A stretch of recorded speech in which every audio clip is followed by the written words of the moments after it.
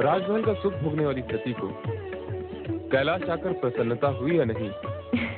स्वामी, आपके चरणों में जो स्थान मिल गया है, इससे अधिक प्रसन्नता और क्या होगी?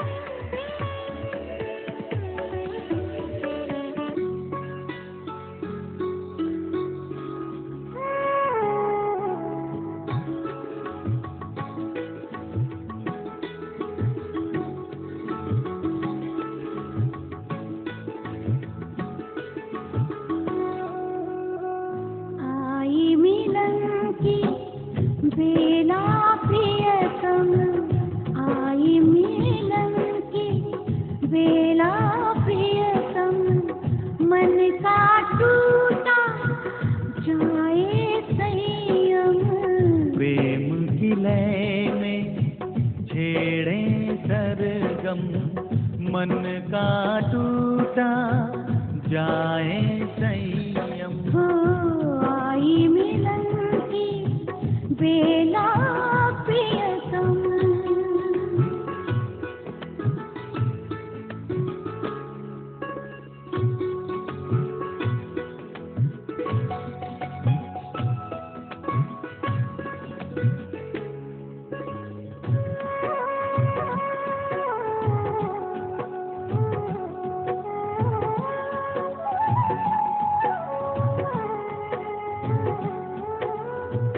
चिरनी राहे काम न जागी, कोमल सी कोई भाव न जागी।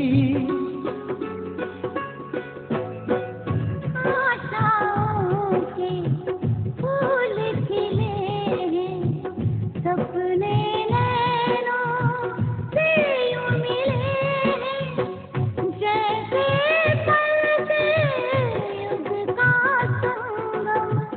आई मिलन की बेला प्रियतम।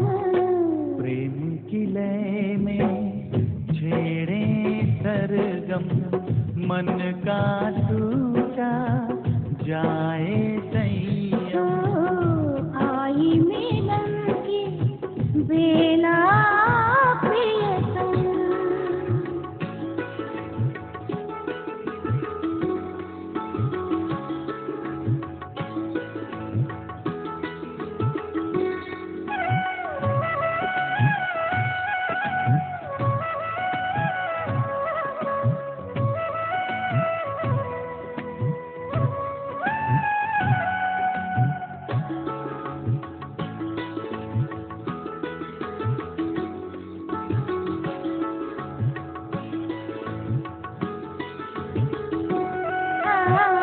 पेड़ों से लिपटी है लताएं, दस दिशाएं रस छलकाए। ओ ऐसे में हम तुम खो जाए, जो न थे वो हम हो जाए। समय गति को करके माधम, आई मिलन की बेला प्रियतम। प्रेम की लय में छेड़े सरगम, मन का टूटा जाए संयम। आई मिलन की बेला प्रियतम।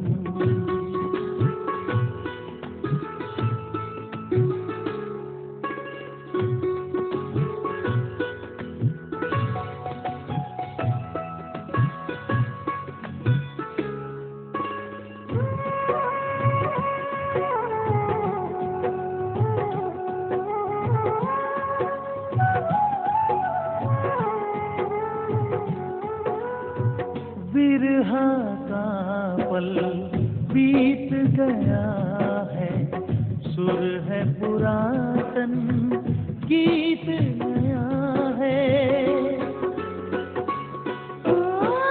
नभ धरती का देखो आलिंगन, करता हमारा वो अभिवादन, तोड़े के सारे बंधन नियम, आई मिलन की बेला प्रियतम। प्रेम की लय में छेड़े सरगम, मन का टूटा जाए संयम। आई मिलन की बेला प्रियतम, आई मिलन की बेला प्रियतम। नारायण नारायण। ओम नमो भगवते वासुदेवाय। आओ नारद, आपने शिव सती के आनंद लीला के दर्शन किए अथवा नहीं? प्रभु, वो एक अद्भुत दृश्य था। उस आनंदमय रूप में अलौकिक नवदंपति को देखना स्वयं में एक विचित्र अनुभव था। तो क्या आप इस आनंद लीला का रहस्य समझे नारद? नारायण नारायण, मैं बाल ब्रह्मचारी भला इस गूढ़ रहस्य को कैसे समझ पाऊंगा? श्री हरि, आप इस पर तनिक प्रकाश डाले तो अच्छा होगा। यह प्रकृति और पुरुष का संगम है। इनकी यह आनंद लीला सृष्टि में नूतन घटनाओं का सृजन करेंगी। क्या इस सृजन का संबंध विष्णु प्रिय लक्ष्मी के आगमन से है? देखिए आगे क्या होता है। सत्य है प्रभु, सत्य है। भविष्य की बात तो भोलेनाथ ही जाने, परंतु श्रीहरि, आपके मन की बात कुछ कुछ मैं समझ गया हूँ, परंतु शिव सती की लीला का रहस्य समझना निस्संदेह कठिन है। नारायण नारायण।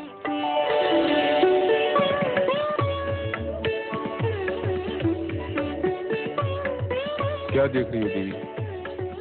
देख रही हूँ आपकी आंखों में छलकते प्रेम को। ये तो तुम्हारी आंखों में छलकते प्रेम का प्रतिदान है। जो जितना देता है उतना ही पाता है। मैंने आपसे बहुत कुछ पाया है स्वामी। कितना, ये मैं बता नहीं सकती। चलो देवी, पृथ्वी विहार करने चलें। पृथ्वी विहार?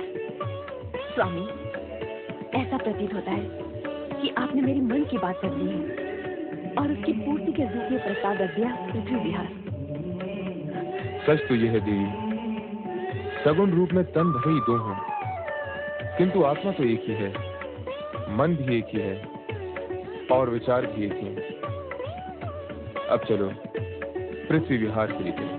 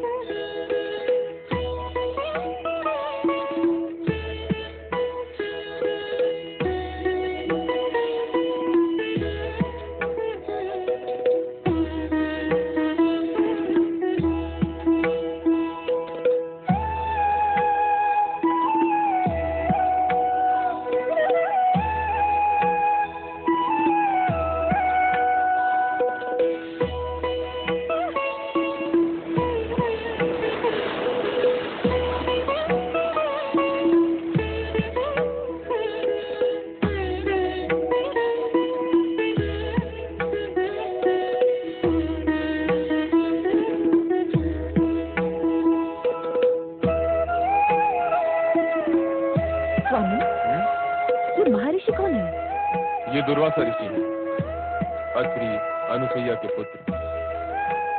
इनका भीषण क्रोध जगत प्रसिद्ध है। इनके क्रोध का परिणाम? जिसके प्रति इनका क्रोध जागृत हो जाए वो घोर संकट में पड़ जाता है। किंतु ऋषि तो वही होता है जिसने काम, क्रोध, मोह को जीत लिया हो और ऋषि दुर्वासा का क्रोध तो। तुम चुपचाप देखती जाओ, इनके कृत्य से तुम्हें इनका सही परिचय मिल जाएगा। वो देखो देवी, उस ओर से जो स्त्री आ रही हैं, वो विद्याधरी चित्रांगदा है। अब तनिक देखो क्या होता है।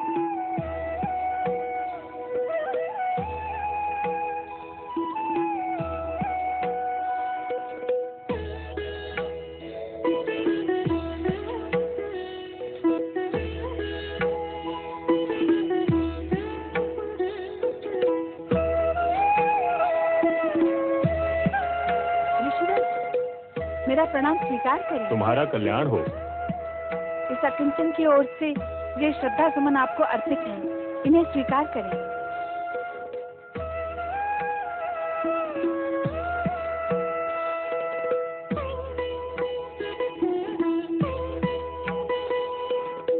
मैं ऋषि वैरागी उस विद्याधरी से पुष्पमाला लेना और उसका प्रयोग करना मुझे शोभा नहीं देता।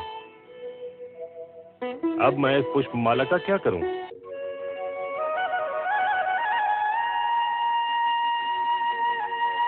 इंद्र।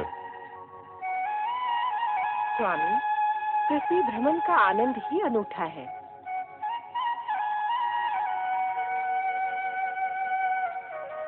ये कथन, अरे महर्षि दुर्वासा। प्रणाम ऋषिवर। मंगल हो देवराज इंद्र। देवी शची, मैं तुम्हें एक भेंट देने का इच्छुक हूँ, स्वीकार करोगे? ऋषिवर, आपकी दी हुई भेंट हम कैसे अस्वीकार कर सकते हैं?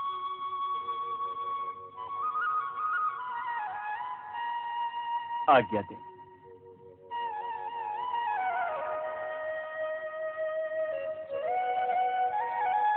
ये लीजिए देवी। स्वामी, हम देव देवियां जो नंदन वन के पुष्प धारण करने के आती हैं, ऐसी साधारण मालाएं हम पर कदापि शोभा नहीं देंगी। आपको ऋषि दुर्वासा की दी ये भेंट स्वीकार करनी ही नहीं थी। आप ठीक कहती हैं देवी।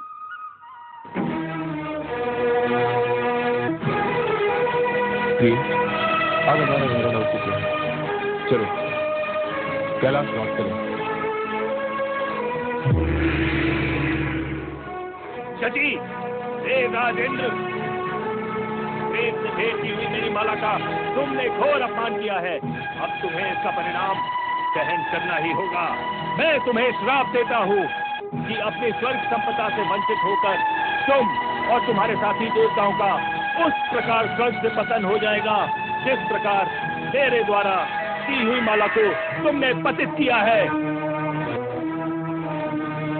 स्वामी, शीघ्र ही हमारा स्वर्ग जाना आवश्यक है। अहंकार वश ही सही, पर दुर्वासा द्वारा भेंट माला को फेंक कर इंद्र और इंद्राणी ने जो अपराध किया, उसके परिणाम स्वरूप दोनों के आनंदपूर्ण भविष्य में अंधकार की कालिमा प्रवेश कर गई और स्वर्ग का संपूर्ण वातावरण हर्षोल्लास से वंचित हो गया। प्रणाम देवेंद्र। प्रणाम देवेंद्र। प्रणाम देवेंद्र। प्रणाम इंद्रदेव।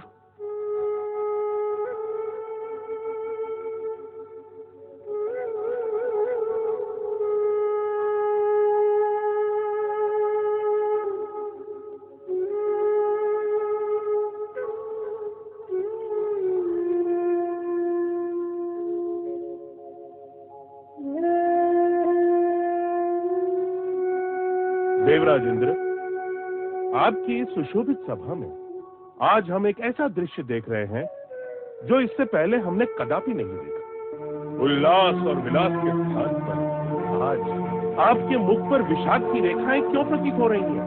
वो इंद्रलोक जिसकी प्रत्येक दिशा में आनंद स्वयं आनंदित होकर हर पल विराजमान रहता था, प्रतीत होता है वो कहीं लुप्त हो गया है। देवेंद्र, आपके साम्राज्य का कण कण जहाँ क्षण प्रतिक्षण अनुपम सौंदर्यवती अप्सरा के रूप में गुणगान किया करता था, जहाँ गीत, संगीत, नृत्य की स्वर लहरियां सदैव गुंजायमान हुआ करती थी, वहीं आज अशुभ रुदन स्वर जैसे चारों ओर ध्वनित हो रहा है। और देवी इंद्राणी भी भविष्य में घटने वाली किसी घटना की शंका से ग्रस्त दिखाई दे रही हैं। देवेंद्र, इन समस्त स्थितियों का क्या कारण है? देव, आपका ये मौन किसी अनिष्ट का संकेत दे रहा है। यदि आपने मौन व्रत धारण किया है तो हम सबके आग्रह से अपना ये व्रत त्याग दीजिए और हमें बताइए, इंद्रलोक में जो विपरीत परिस्थिति बनाई है, इसके मूल में क्या कारण है? आदरणीय मेघदेव, वरुण देव, वायुदेव, अग्निदेव एवं देवगुरु बृहस्पति जी, आप सभी ने हम दोनों की मनोस्थिति को जानकर जो भी कुछ कहा वो शब्द शब्द अर्थात मैं और इंद्राणी इस समय अत्यधिक व्यथित, चिंतित एवं कुंठित हैं। कारण ये है कि अब स्वर्ग पर हमारा अधिकार नहीं रहेगा। ये आप कैसे अशुभ वचन बोल रहे हैं देवेंद्र? देवगुरु, मैंने जो कुछ भी कहा है उसमें लेश मात्र भी असत्य नहीं। महर्षि दुर्वासा के श्राप से यह दुर्घटना किसी भी क्षण घटित हो सकती है। महर्षि दुर्वासा के श्राप से? हम इंद्राणी के कहने में आकर भूलवश दुर्वासा ऋषि द्वारा भेंट की गई माला का आधार कर बैठे और उसी से कुपित होकर उन्होंने हमें ये श्राप दिया है कि दानवों का बल देवताओं की अपेक्षा दोगुना हो जाएगा और हम अपने समस्त गुणों के साथ इस स्वर्गलोक से सदा सर्वदा के लिए वंचित हो जाएंगे। देव, आपने ये कैसा अनर्थ कर डाला? महर्षि दुर्वासा का श्राप कभी मिथ्या नहीं हो सकता। वो अपना प्रभाव अवश्य लाएगा। उनके श्राप से मुक्ति निवारण का कोई उपाय नहीं, कोई उपाय नहीं। अब स्वर्गलोक अवश्य नष्ट भ्रष्ट हो जाएगा देवराज इंद्र। हम सभी को इस स्वर्ग संपदा से सदैव के लिए वंचित होना पड़ेगा।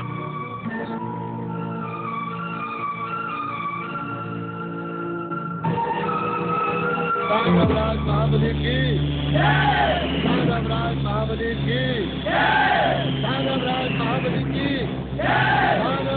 महाबली की। महाराज, अपनी सेना को आदेश दीजिए। वो देखिए सर, लगता है दुर्वासा ऋषि का श्राप फलित हो रहा। सर्वनाश हो जाएगा, देवताओं का पतन हो जाएगा।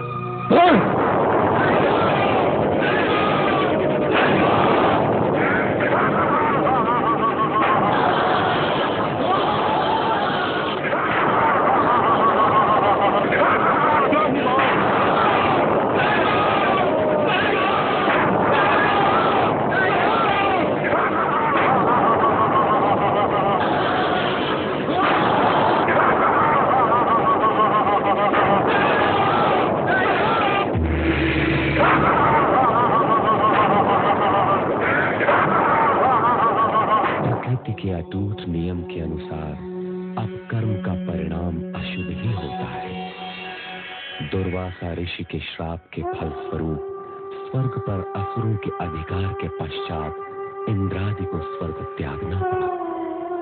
कैलाश पर इंद्र के इस अधोपतन से व्यथित सती शिव से इंद्र व स्वर्ग की रक्षा के लिए आग्रह करते हैं।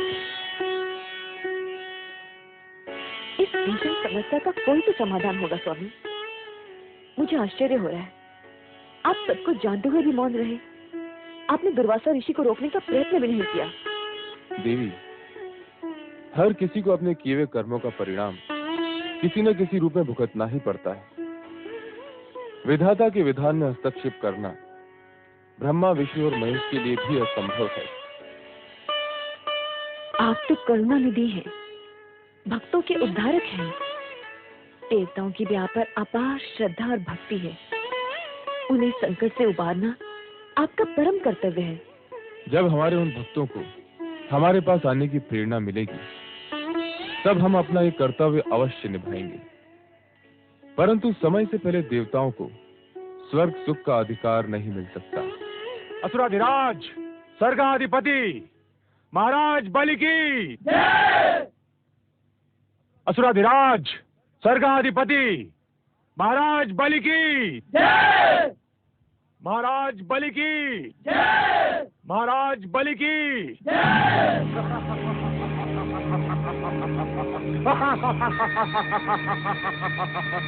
आज हम अति प्रसन्न हुए।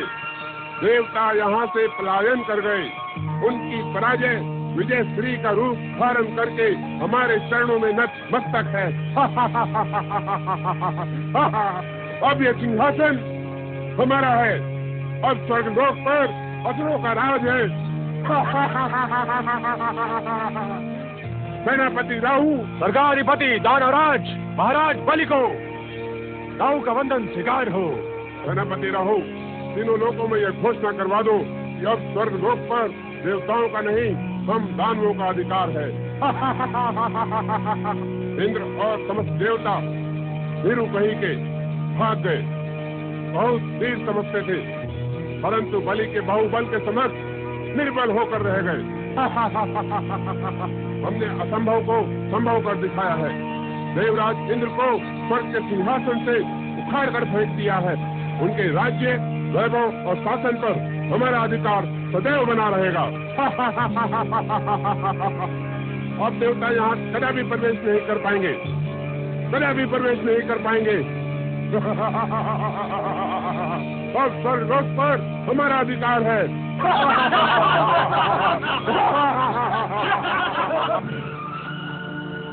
असंभव! स्वर्ग से हमें अपदस्थ करना असंभव है। हमारा है, इस स्वर्ग पर हमारा जन्म सिद्ध अधिकार है। असुरों की प्रकृति निरंकुश है, उन्हें नियमों में बांधना कठिन है, वो बलशाली भी है। उनकी आसुरी शक्तियों से जीतना हम देवताओं के लिए असंभव है। ऐसी बातें करके आप हमारे मनोबल को ना गिराइए वरुण देव। हम ब्रह्मदेव की शरण में इसीलिए आए हैं कि वो हमारा मार्गदर्शन करे और इस संकटकालीन स्थिति से हमें उबारे। पता नहीं देव ऋषि इस समय कहाँ होंगे। अपनी वाक्पटुता से किसी को प्रभावित करने की कला जो उनके पास है, वो हम में से किसी के पास भी नहीं है। नारायण नारायण। धन्यवाद स्वर्गाधिपति इंद्र, धन्यवाद। किसी भी संदर्भ में आज आपने इस हरिभक्त नारद की प्रशंसा तो की। आइए परमपिता ब्रह्मा के समक्ष अपनी समस्या रखें। आइए। नारायण नारायण नारायण नारायण। परमपिता ब्रह्मा, आज देवराज इंद्र और समस्त देवगण आपके समक्ष एक गंभीर समस्या लेकर उपस्थित हुए हैं। हे सृष्टिकर्ता ब्रह्मा जी, हम पर घोर अत्याचार हुआ है। आपको ये जानकर अत्यंत दुख होगा कि हम पर अत्याचार करने वाला आप ही से उत्पन्न ऋषि अत्रि का पुत्र है। हम दुर्वासा के क्रोध से भांति परिचित। किंतु ब्रह्मदेव, सर्वप्रथम तो एक ऋषि को अपने क्रोध पर ही विजय पानी चाहिए। दूसरी बात ये कि क्रोध करने का कोई कारण भी तो होना चाहिए। किंतु दुर्वासा ने तो हम पर अकारण ही क्रोध किया है और हमें श्राप देकर असुरों के लिए स्वर्ग का मार्ग प्रशस्त किया है। देवराज, क्या दुर्वासा के उग्र स्वभाव से आप परिचित नहीं? क्षण मात्र में क्रोध की ज्वाला उनके मन में प्रकट हो जाती है। इस बात का आपको ध्यान रखना चाहिए था। दुर्वासा का शाप तो एक निमित्त मात्र सरस्वती। देवराज, स्वर्ग से आप लोगों के निष्कासन का कारण आप क्या अपने कर्म? हमारे कर्म पालन में कौन सी त्रुटि रह गई महाराज? हमारे कर्तव्यों में कहाँ खोट आ गया? देवराज, सबसे बड़ा खोट तो यही है कि आप लोगों ने अपने अधिकारों के उपयोग पर तो पूरा ध्यान दिया, किंतु अपने कर्तव्यों की उपेक्षा ही कर दी। देवी सरस्वती, आपका क्या विचार है? आप सत्य कह रहे हैं ब्रह्मदेव।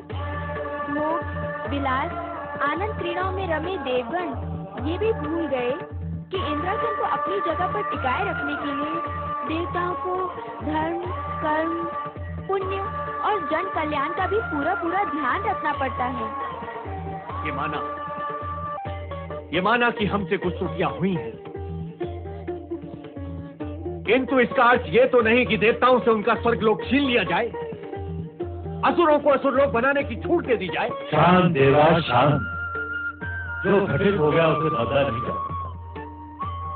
अब इस विषय में और अधिक विचार विमर्श करने के लिए आप लोगों को भगवान विष्णु के पास जाना। वो देवताओं के परम हितैषी एवं शुभ चिंतक। हे चतुर, यदि नारायण के सम्मुख आप ही हमारा प्रतिनिधित्व करें तो अति उत्तम होगा। भगवान श्री हरि विष्णु आपकी समस्या से अवगत हैं देवराज। आपको मार्गदर्शन मिल गया, किंतु उस पर चलना आप ही का है। हमें विश्वास है चतुर्भुजधारी विष्णु आपकी समस्या का कोई न कोई समाधान अवश्य ढूंढ जाएगा। जय वैकुंठ।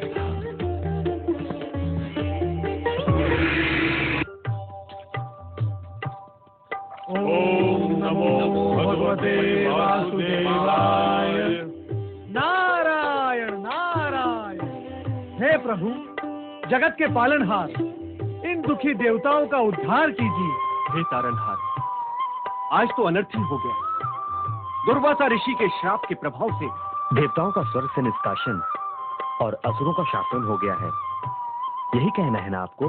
किंतु आपको, हम आपकी व्यथा से परिचित हैं। दुर्वासा का शाप एक ऐसी घटना चक्र का प्रवर्तन कर चुका है जिसे रोकना किसी के भी वश में नहीं। किंतु ब्रह्मा जी ने तो मार्गदर्शन दिया था कि पालनहार परमात्मा श्री हरि विष्णु ही देवताओं की सहायता कर सकते हैं। हे श्री हरि, आपने समय समय पर हर मनवंतर में देवताओं को संकट से बचाकर उनका उद्धार किया। हम तो बड़ी आशा लेकर आपके पास आए हैं प्रभु। देवगुरु बृहस्पति जी, यह सत्य है कि हम देवताओं के शुभ चिंतक हैं, किंतु प्रभु आप त्रिदेवों में सृष्टि के पालनहार हैं। आप ये भली भांति जानते हैं कि सृष्टि के आरंभ से ही स्वर्ग पर देवताओं का अधिकार रहा है। असुरों ने तो अन्याय पूर्वक स्वर्ग में अनाधिकार प्रवेश किया है। उन्हें वहां से हटाकर देवताओं को न्याय दिलाना आप ही के वश में है श्री हरि, आप ही के वश में है। नहीं, यदि इस समस्या का कोई समाधान है तो वो देवाधिदेव शिव शंकर के ही पास हो सकता है। आप अपनी समस्या उन्हीं के समक्ष रखिए। धन्य है प्रभुओं की लीला। अब आपकी समस्या के समाधान के लिए देवगणों, आपको कैलाश की ओर प्रस्थान करना होगा। पधारिए। नारायण नारायण।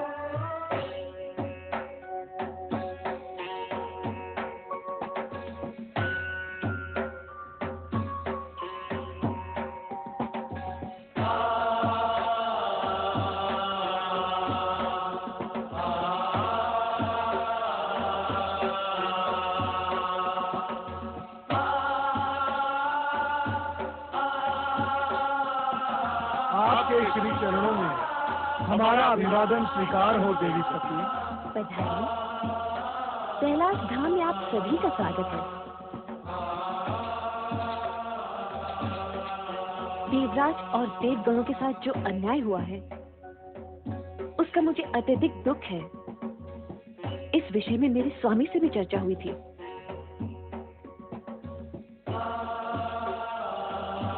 देवाधिदेव महादेव ने क्या कहा देवी सती? कहा तो कुछ नहीं, किंतु उनकी बातों से लगा आपके उद्धार हेतु उनके पास कोई न कोई उपाय अवश्य है। त्रिभुवनपति महादेव शिव शंकर की जय।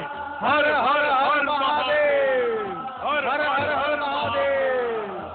हर हर हर महादेव।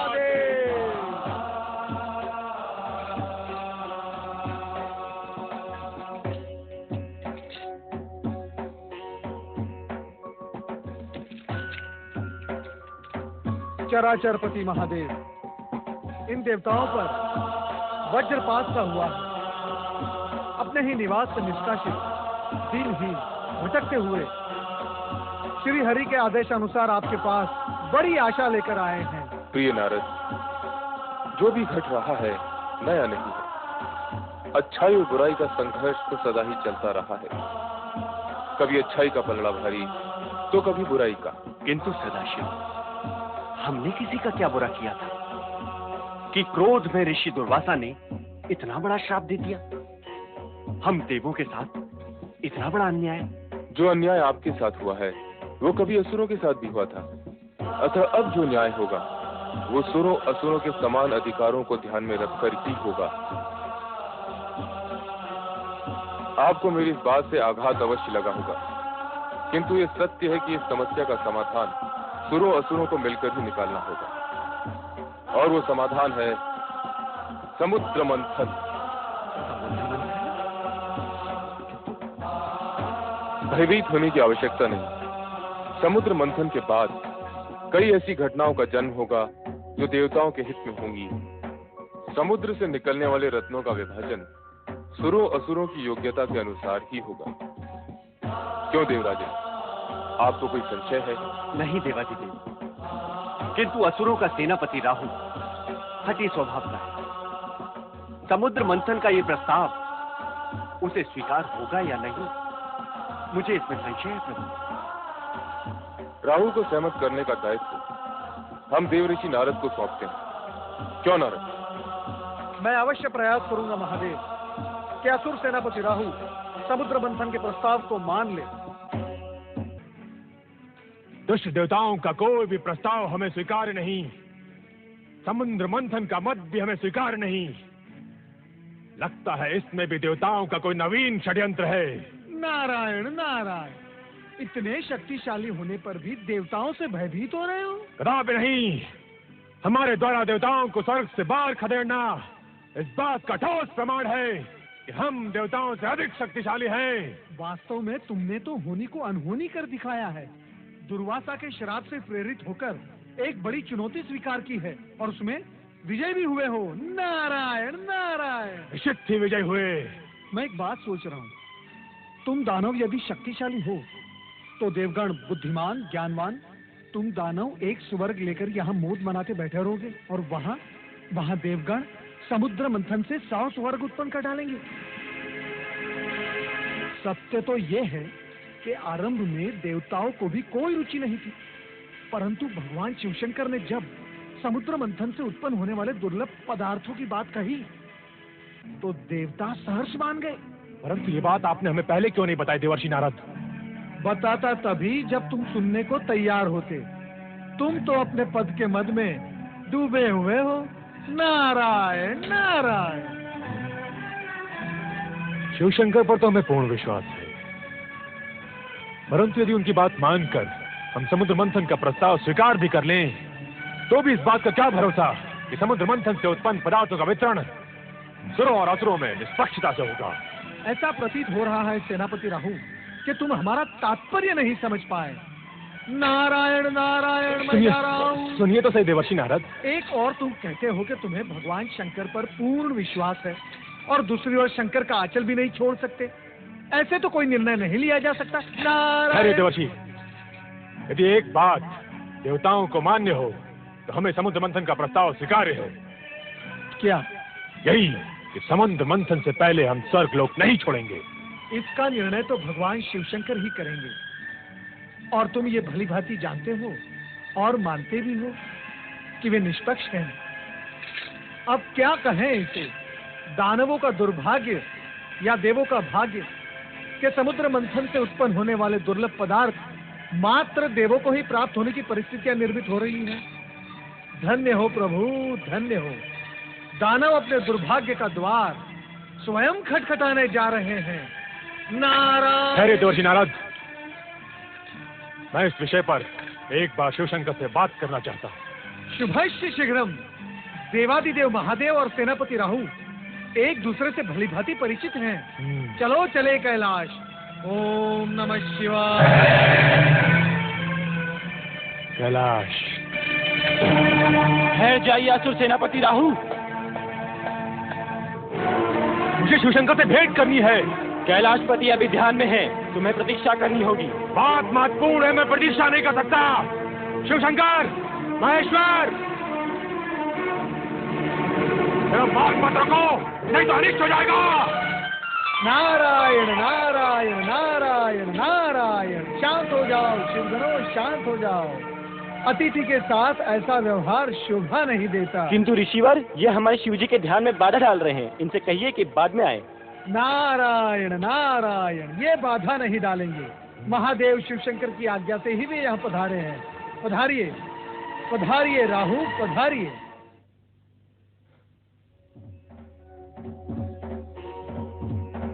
नारायण नारायण। हे शिवशंकर कैलाशपति, क्षमा करें प्रभु, आपके ध्यान में व्यवधान हुआ।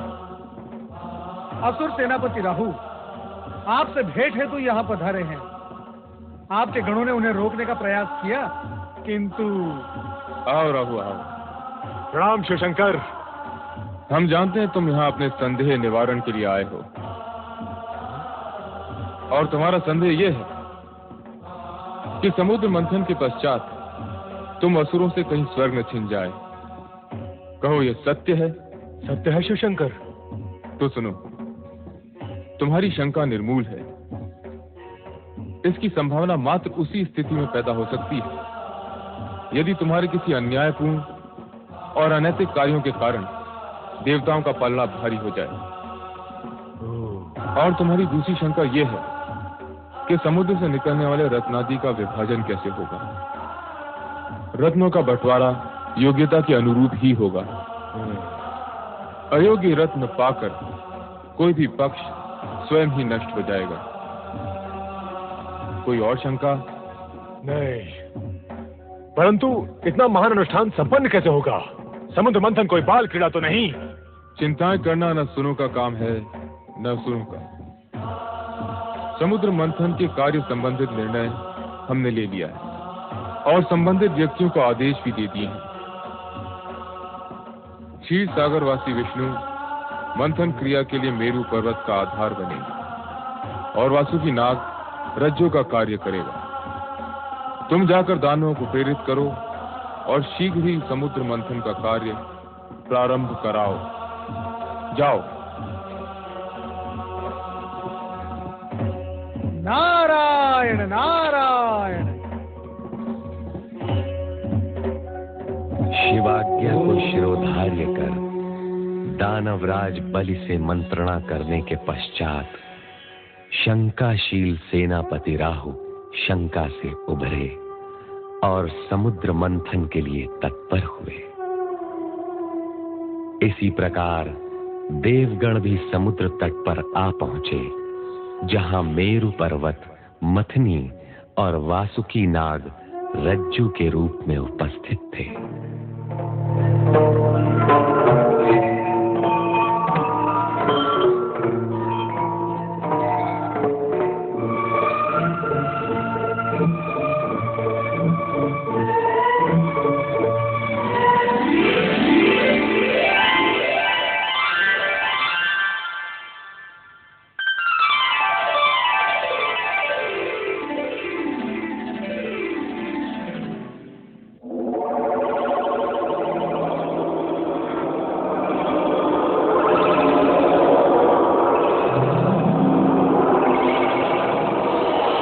हे देवगण, हे असुरों, समुद्र मंथन का कार्य प्रारंभ हो।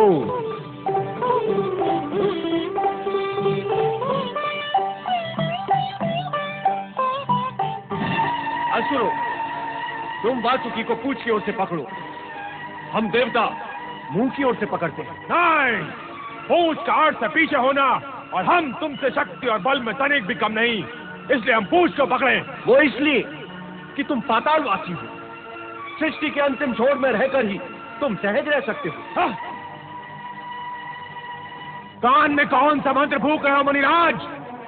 मंत्र? नारायण नारायण। मैं तो देवताओं से ये कह रहा था, तुम चाहे अपनी जितनी भी प्रशंसा कर लो, परंतु असुरों के समक्ष शक्ति में तुम शून्य हो, शून्य। आग और विष उगलते हुए वासुकी का मुंह पकड़ना देवताओं के बस की बात नहीं। नारायण नारायण। बहुत प्रसन्न हुए। या आज देवताओं को उनकी हीनता का ज्ञान तो हुआ। तुमने हमें हीन कहा? तो सबसे पहले यही बात सिद्ध कर ली जाए कि कौन शक्तिशाली है और कौन नहीं। राज, ये क्या कह रहे हैं आप? वासुकी के मुख से निकलने वाले विष से बचने के लिए मैंने ये सब सुहाग रचा था, और आप शत्रुता पर उतर आए। सभी देवता वासुकी की पूंछ की ओर रहेंगे और हम असुर मुख की ओर रहेंगे। हाँ।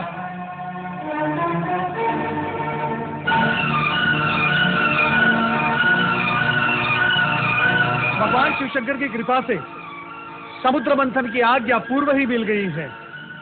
शुभ कार्य में विलंब नहीं होना चाहिए, वो उचित नहीं। बोलिए भगवान शिव शंकर की जय। भगवान शिव शंकर की जय।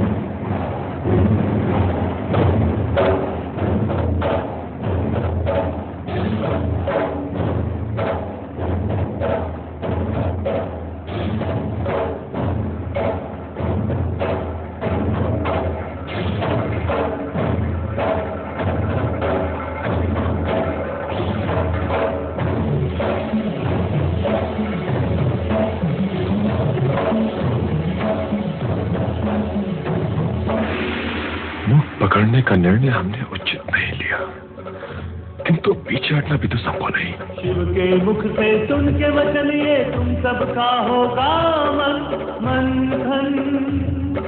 सुर असुरों द्वारा विघ्नावश आरंभ हुआ सागर मंथन।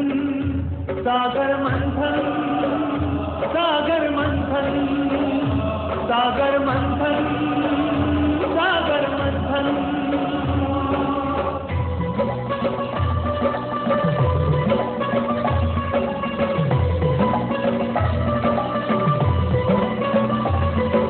सबसे पहले कालकूट विष धूम्र रूप में निकला, जिसके फैलते ही सुर असुरों संग मानव मन विचला।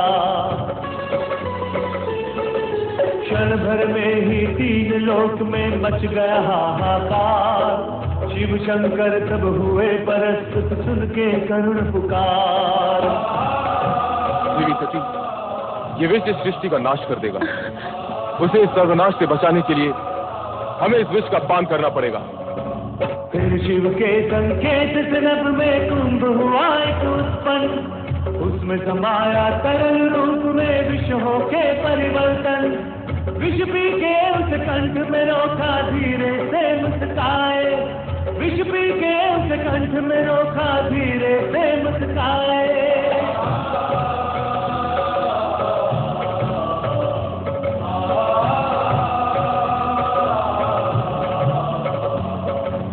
जग कल्याण हुआ शिव शंकर नीलकंठ कहलाए। नीलकंठ कहलाए।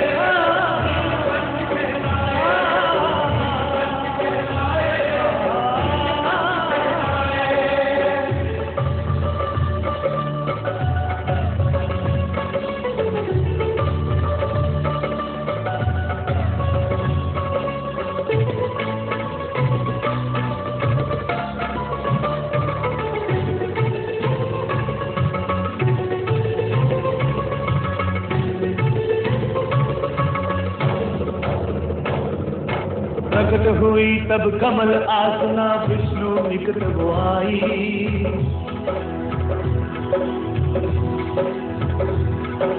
पतिमान लक्ष्मी ने उनको वरमाला पहनाई।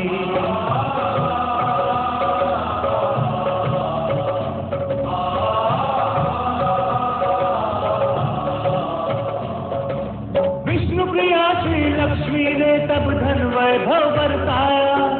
उनके दर्शन कर मन ही मन जनमानस हर्षाया।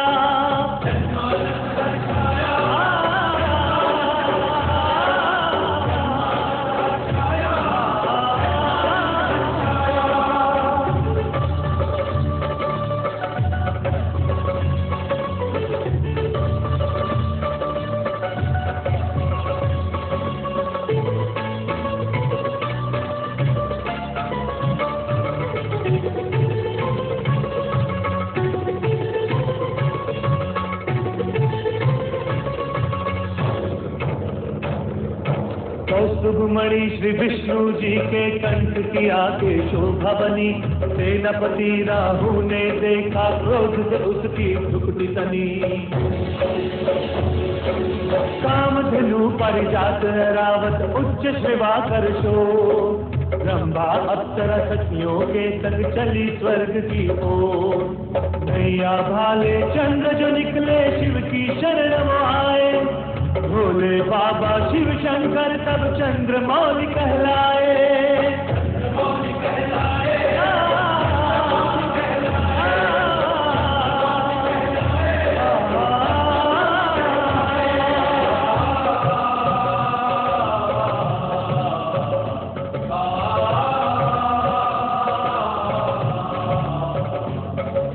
चारण धनुष जो निकला तो विष्णु जी के कंधे विराजा, शंख बिकरता शंखनाद विष्णु जी के कर में ताजा। निकली सुरा को पी असुरों ने झूम के सब इतराए, अमृत कुमले धनवंतरी निकले उनकी तरफ सब धाए।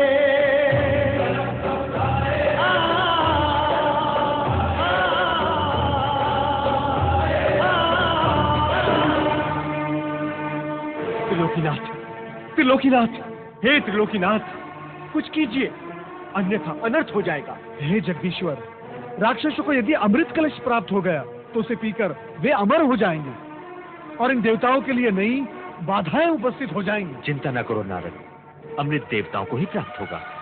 देवगणों से कहो कि वे पंक्ति में बैठ जाएं।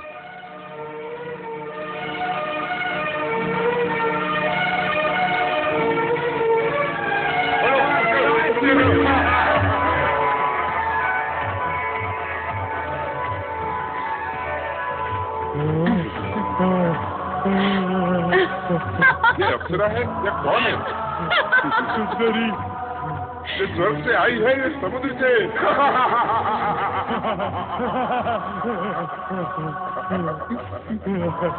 कहीं से भी आई हो, पहले अमृत पान तो कर ले। अरे अमृत पान तो बाद में करेंगे, पहले इसके रूप का मदिरा पान तो कर ले। रूप की रानी रूपमती, तुम कौन हो? कहाँ से आई हो? मैं कौन हूँ और कहाँ से आई हूँ? इन व्यर्थ के प्रश्नों में क्यों अपना समय नष्ट करते हो? सत्पुरुषों, केवल इतना जानो कि मैं तुम्हारी हूँ और तुम्हारे लिए आई हूँ। तुम्हारे लिए आई हो? मन के महल की महारानी, ये तो बताओ यहाँ किस लिए आई हो? तुम सभी को अमृत पान करवाने, अमृत पान करवाने के पश्चात तुम्हें सौंदर्य पान करवाऊंगी।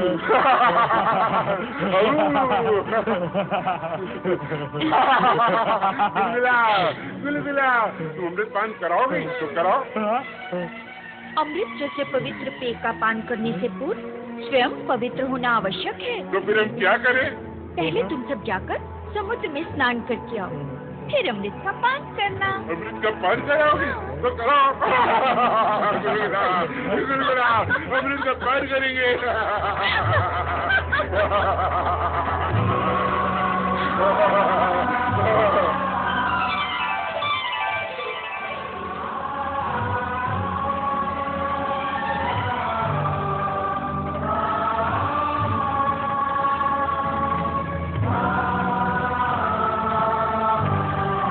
ये देव नहीं, राक्षस है। हाँ, राक्षस है, राक्षस।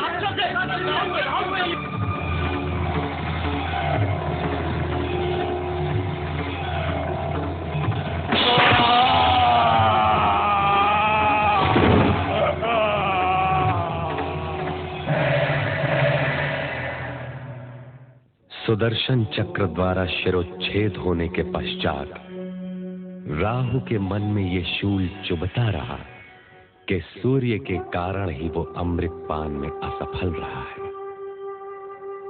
तभी से वो प्रतिशोधवश सूर्य को ग्रसता आ रहा है। असुरों के पाताल पलायन के पश्चात देवगणों का स्वर्ग पर अधिकार हो गया तथा विष्णु लक्ष्मी सहित बैकुंठ लोक में प्रतिष्ठित हो गए।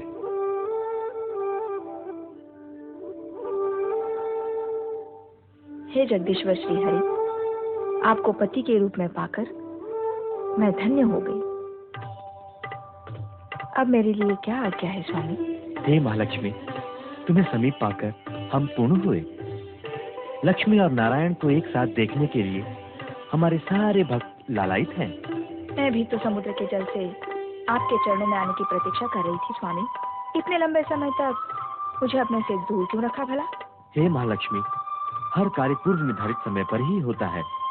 भगवान शिव की इच्छा अनुसार समुद्र मंथन जब होना था तब ही हुआ और हमें तुम प्राप्त हुई। नारायण नारायण।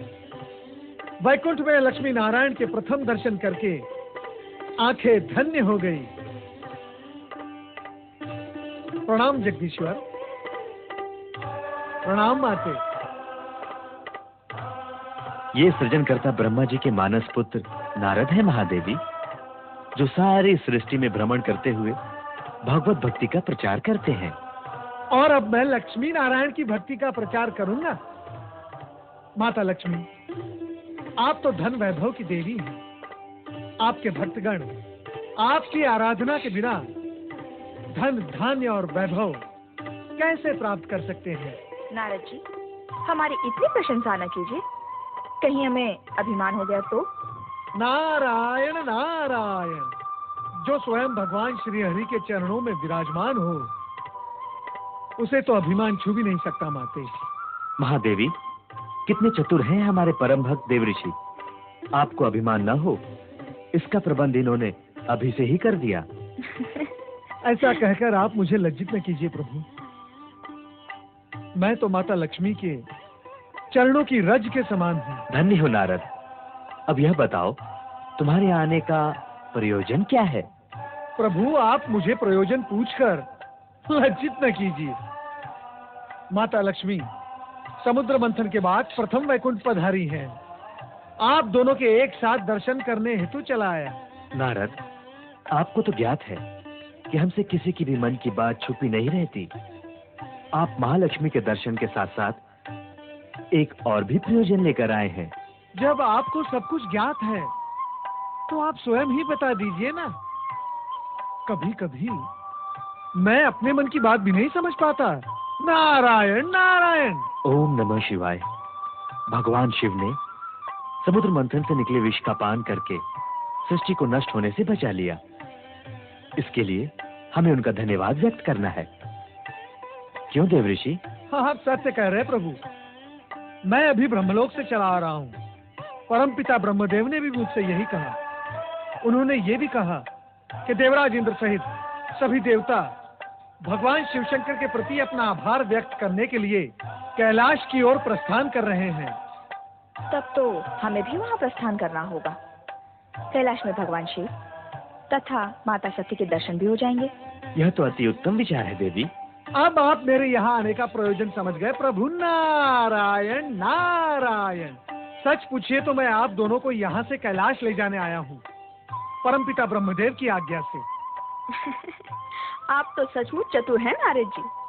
प्रभु आपसे भली भांति परिचित हैं। तो चलो कैलाश चलते हैं। ओम नमः शिवाय, ओम नमः शिवाय, ओम नमः शिवाय, ओम नमः शिवाय, ओम नमः शिवाय, ओम नमः शिवाय, ओम नमः शिवाय, ओम नमः शिवाय, ओम नमः शिवाय, ओम नमः शिवाय, ओम नमः शिवाय, ओम नमः शिवाय, ओम नमः शिवाय, ओम नमः शिवाय, ओम नमः शिवाय, ओम नमः शिवाय, ओम नमः शिवाय, ओम नमः शिवाय, ओम नमः शिवाय। त्रिलोकीनाथ भगवान शिव शंकर की जय। चराचरपति देवादिदेव महादेव की जय। शक्ति रूपिणी देवी सती की जय। भूत भवन भगवान शिव शंकर की जय। हे सदाशिव, जन कल्याण के निमित्त आपने हलाल अपने कंठ में धारण करके सृष्टि के सभी प्राणियों की रक्षा की है। हम सभी की ओर से आपको कोटि कोटि नमन। ब्रह्मदेव, हमें श्री हरि विष्णु का आभार मानना होगा। इन्होंने पहले कश्यप फिर मोहिनी रूप धारण किया, राहु का वध किया और अमृत की रक्षा की। समुद्र मंथन के सफल आयोजन ने न्याय और नीति की सार्थकता सिद्ध कर दी है भोलेनाथ। देवताओं को स्वर्ग मिला और असुरों को उनके कर्मों का फल। श्री हरि, सबसे अधिक लाभ तो आपको हुआ है। भगवती लक्ष्मी जो आपको प्राप्त हो गई। देवी सती, सत्य तो ये है कि मुझे श्री हरि प्राप्त हुए। इनसे अधिक लाभ तो मुझे हुआ है। नारायण नारायण। लाभ हानि की इस चर्चा में इस सत्य को हम सब भूलते जा रहे हैं कि समुद्र मंथन का मूलभूत विचार परम पिता ब्रह्मा जी का था। माता सरस्वती की सुमधुर वीणा के झंकार से यदि परमपिता ब्रह्मा जी की सृजनशीलता जागृत न होती तो समुद्र मंथन ही न होता। बस नारद बस, अपनी मति की गति को मंद करो और विचार करो कि ब्रह्मदेव की प्रेरणा और श्री हरि विष्णु के सहयोग के उपरांत भी हलाहल विष के लिए समुचित निराकरण न निकलता तो समुद्र मंथन का प्रयोजन, उद्देश्य और समुद्र से प्राप्त अन्य रत्नों की क्या गति हुई होती? माता सरस्वती, शिव के योगदान की श्रेष्ठता तो निर्विवाद है। अंत में संकट एवं विकट की स्थिति को भोलेनाथ ने ही संवारा है।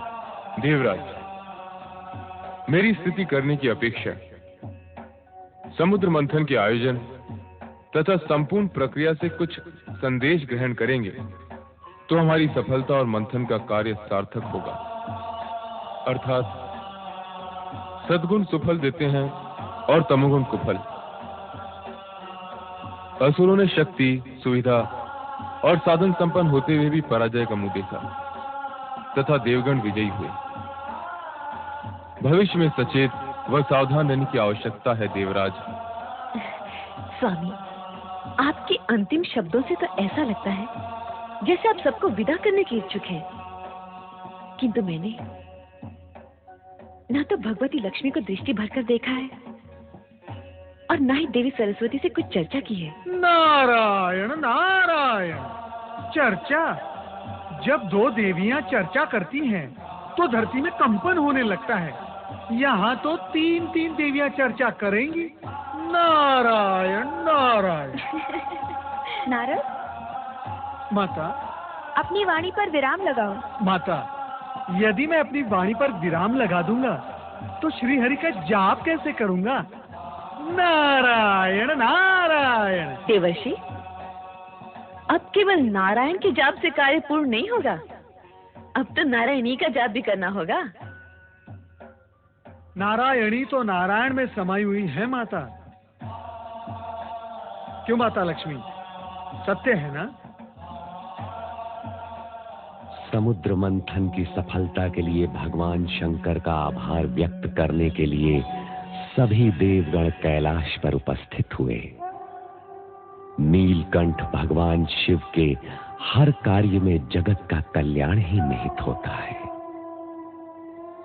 और सृष्टिकर्ता के जगत में दक्ष प्रजापति की 27 कन्याएं अपने हित के निहित पूजा अर्चना पश्चात महल में प्रवेश करती हैं। बहुत आनंद आया।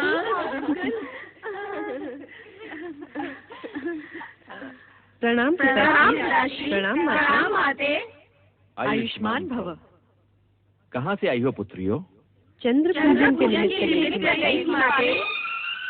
चंद्र पूजन? चंद्र पूजन ही क्यों? उत्तर दो पुत्रियों, उत्तर दो। तुम ही बताओ ना। तुम बताओ ना। तुम ही बता दो रोहिणी बहन। जिस प्रकार बहन सती ने अपने अभीष्ट वर को तपस्या से प्राप्त किया, उसी प्रकार हम भी अपनी पूजा अर्चना आराधना से चंद्र देवता का हृदय जीत उन्हें पति रूप में पाना चाहती हैं। देख लिया महारानी, देख लिया अपनी पुत्री सती को ढील देने का परिणाम। अब ये सब की सब उसी के दिखाए हुए मार्ग पर चलने का प्रयास कर रही हैं। स्वामी, अपनी पुत्रियों के विवाह तो हमें करने ही हैं। चंद्र अति सुंदर और तेजस्वी देव पुरुष है। यदि वो इन्हें भाग गया है तो आपको विवाह करने में आपत्ति नहीं होनी चाहिए।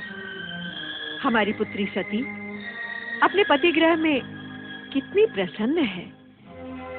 इन्हें भी इनका मनोवांछित पति मिलेगा तो इनके सुख के प्रति भी हमें कोई शंका नहीं रहेगी। किंतु सभी पुत्रों का विवाह एक ही वर के साथ करने का विचार मुझे कुछ अनुचित सा लग रहा है। तुम किसी एक कन्या के विषय में कहो तो मैं चंद्र के माता पिता अत्रि और अनुसुईया के सम्मुख इसी क्षण विवाह का प्रस्ताव रखने को प्रस्तुत हूँ। पिता का कहना उचित है पुत्रियों। तुम में से किसी एक का विवाह ही चंद्र के साथ हो सकता है। किंतु हम सभी नक्षत्र कन्याएं हैं माते। हमारा जीवन चंद्र से जुड़ चुका है। हम में से कोई भी चंद्रदेव के बिना जीवित नहीं रह सकेगी। हम सबकी यही दशा है। ठीक है, मैं अत्रि आश्रम जाकर विवाह प्रस्ताव प्रस्तुत करता हूँ। आपके प्रस्ताव ने हमें धन्य कर दिया राजन। महिमाशाली राजा दक्ष प्रजापति की 27 पुत्रियां हमारी पुत्रवधू में बनकर इस आश्रम की शोभा बढ़ाएंगी, ये हमारे लिए हर्ष और गौरव की बात है। गौरव तो आपने हमारा बढ़ाया ऋषिवर अत्रि जी। देवी अनुसुईया, हमारी पुत्रियों को चंद्र जैसा तेजस्वी पति और आप जैसे सात्विक मना सास ससुर मिले, ये उनके किन्हीं पुण्यों का ही प्रसाद है। अब आप आज्ञा दीजिए, विवाह का शुभ मुहूर्त निश्चित होते ही आपको सूचित करूंगा।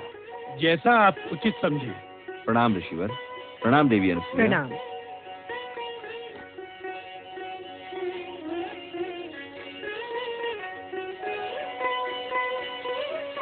सत्ताईस नक्षत्र कन्याओं के आगमन से यह आश्रम जगमगा उठेगा। आश्रम ही नहीं, आकाश स्थित चंद्र महल भी।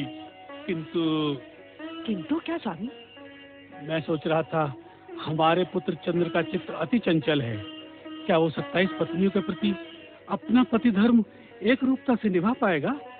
विवाह के बाद का चिंतन ना करें स्वामी, चिंता करने से होगा भी क्या, क्योंकि इन नक्षत्र कन्याओं का चंद्र से विवाह होना विधि का विधान है और हम इसे हर्ष पूर्वक स्वीकृति दे चुके हैं।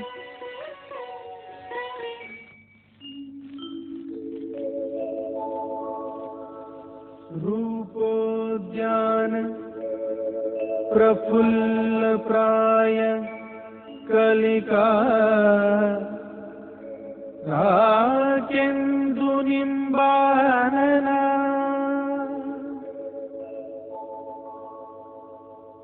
तन्वंगी शुभहासिनी सुरसिका क्रीडा कला संरतिः शोभा वारिधिनी सुमूल्यमणि की लावण्य लीलामयी शंछाया मृदुभाषिणी मृगधगी भूयात् सदा मंगलम्।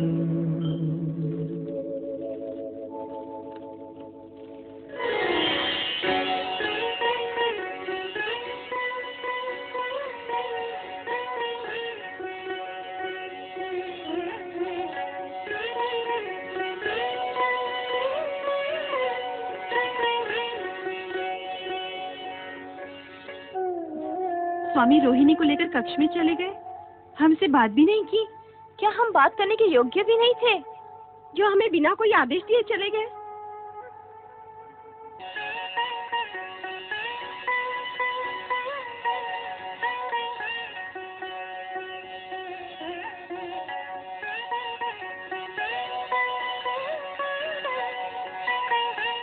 ये क्या प्रिय, मिलन की इस बेला में जब चंद्र रोहिणी को अपने शीर्ष पर सजाने का इच्छुक है, तो रोहिणी उससे छिटक रही है। क्या हम तुम्हें प्रिय नहीं? आप जैसे सुदर्शन पति को पाने के पश्चात भला कौन पत्नी ये कहेगी? किंतु आपका प्रेम ग्रहण करते हुए मेरे मन में ऐसे भाव आ रहे हैं जैसे मैं अपनी बहनों का प्रेम अंश उनसे छीन रही हूँ। प्रिय, पत्नी होना एक धर्म है, प्रेमिका एक भाव। तुम्हारी बहनें मेरी पत्नी अवश्य हैं, परंतु मैं प्रेम केवल तुम ही से करता हूं। कि रात्रि की बेला बातों में व्यर्थ गंवाने के लिए नहीं है प्रिय। चलो विहार करें। अभी आपने कहा कि पत्नी होना एक धर्म है, इसी प्रकार पति होना भी एक धर्म है। और ये धर्म कहता है कि अपने प्रेम को सभी पत्नियों में समान रूप से वितरित किया जाए। किंतु आपने मेरी अन्य बहनों को प्रेम पिपासा में छोड़कर उचित नहीं किया। उनकी दशा उस चकोरी के समान हो गई है जो चंद्र के लिए हमेशा तड़पती रहती है। ऐसा प्रतीत होता है कि हम सबसे अधिक प्रेम स्वामी रोहिणी को ही करते हैं। विवाह 27 दक्ष पुत्रियों के साथ और प्रेम केवल एक के साथ, ये तो सर्वथा अन्याय है। हाँ, अन्याय है। ये अन्याय असहनीय है, दुखदायी है। क्या हमारा जीवन पति प्रेम पाने के लिए इसी प्रकार तड़पता रहेगा? नहीं, पति प्रेम पाने के लिए हमें कोई न कोई उपाय करना ही होगा, प्रयत्न करना ही होगा कि हम स्वामी के प्रेम पात्र बने, प्रेम पात्र अवश्य बने। तभी से तुम्हें प्राप्त करने की कामना में दग्ध हो रहा हूँ। जब तुम्हें प्रथम बार देखा था और अब जब हम मिलन के इतने निकट हैं, तो तुम तर्क पर तर्क की जा रही हो। मैंने तो केवल इतना कहा कि पति रूप में अपनी अन्य पत्नियों की उपेक्षा करना आपका धर्म नहीं है। प्रेम धर्म, कर्म, जात पात, रीति नीति कुछ नहीं जानता। प्रेम की परिभाषा तो सबसे निराली होती है, और यदि तुम इस परिभाषा का अर्थ जान जाओगी तो स्वयं कच्चे धागे की तरह मेरे पीछे पीछे खिंची चली आओगी।